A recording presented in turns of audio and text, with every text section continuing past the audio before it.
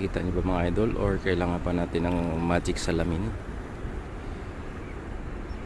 Salamin na natin. Sana ba? Ayun o. Grabe ang laki niyan idol. Tirahin natin ng tiksa yan. So abangan nyo. Titirahin natin. Layo niyan eh.